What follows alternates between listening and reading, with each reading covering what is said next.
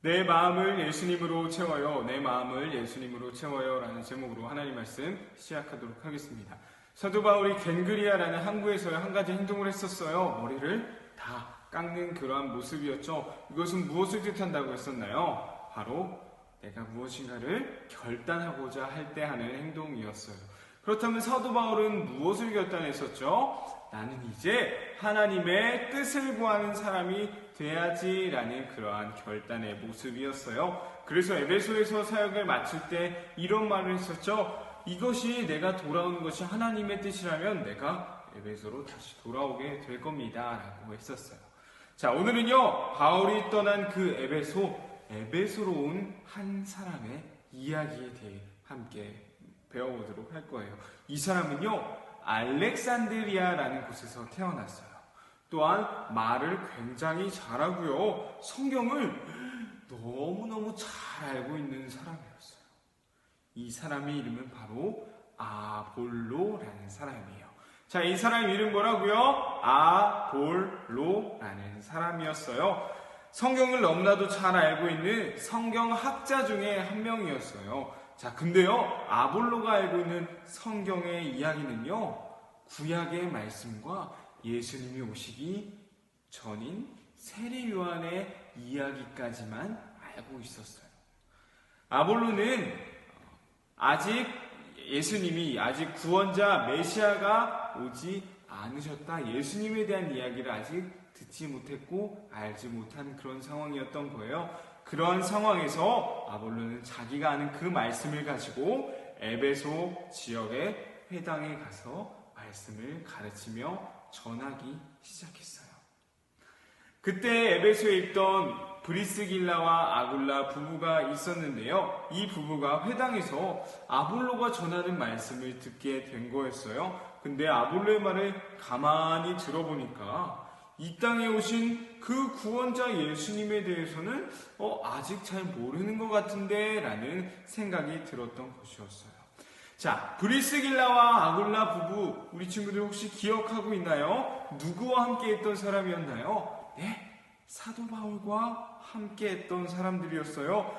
분명히 이 사람들은요, 사도 바울이 전했던 예수님에 대한 복음을 듣고 또 들었을 거예요.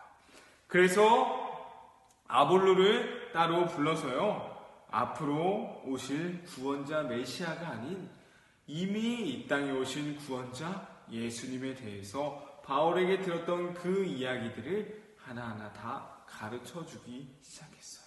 더욱더 자세하게 하나님의 말씀을 설명해 주었던 것이었죠. 그렇다면 이제 브리스길라와 아굴라 부부의 가르침을 들었던 아볼로는 어떤 반응을 했을까요?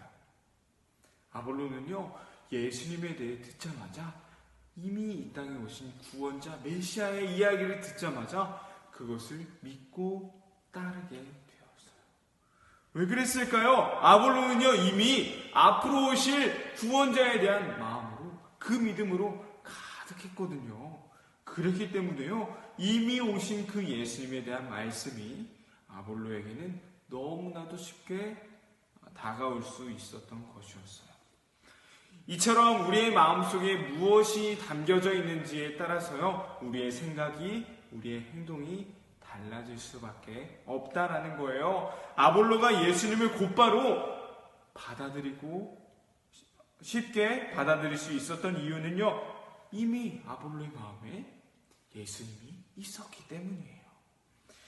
우리가 구원 한 달간 주일날 배웠던 말씀의 주제가 있었어요. 우리 이번 주에 마지막으로 다룰 주제인데요, 바로 전도에 대한 주제였죠. 전도로 연결될 수밖에 없는 이유가 무엇인가요? 우리가 한 달 동안 계속 전도하고 친구들에게, 부모님에게, 우리의 이웃들에게 그 복음을 전하고 있거든요. 우리의 마음속에 전도가 이미 자리 잡고 있기 때문에 그 전도의 말씀이 나갈 수밖에 없다는 거예요. 우리의 마음을 예수님으로 채울 수 있었으면 좋겠습니다. 예수님으로 우리의 마음을 채웠을 때요, 우리가 듣는 말씀이, 내가 배우는 이 말씀이 마치 아볼로가 메시아 예수님을 믿고 받아들였던 것처럼요, 전혀 다른 것들로 우리에게 다가올 수 있을 거예요. 내 마음속에 예수님 아닌 다른 것들로 가득할 때 하나님의 말씀을 듣는 것과 예수님으로 가득할 때에 하나님의 말씀을 듣는 것, 이것은 너무나도 큰 차이가 있을 거예요. 아볼로가 메시아 예수님에 대해 들었을 때요, 곧바로 믿고 받아들일 수 있었어요. 그 이유는 이미 그 안에 예수님이 자리 잡고 있었기 때문이었죠. 우리 친구들 마음 가운데 예수님으로 가득할 수 있었으면 좋겠습니다. 그래서 이렇게 하나님의 말씀을 듣고 배우는 그 과정 가운데 예수님의 말씀이 더욱더 우리 마음 가운데 깊이 자리 잡게 되는 그런 놀라운 말씀의 역사가 일어나길 간절히 소망합니다. 우리 말씀 퀴즈 풀며 함께 오늘 말씀을 정리해 보도록 할게요. 첫 번째입니다. 에베소에서 말씀을 전했던 사람이 있었죠. 이 사람의 이름은 무엇인가요? 에베소에서 말씀을 전한 사람의 이름은 무엇인가요?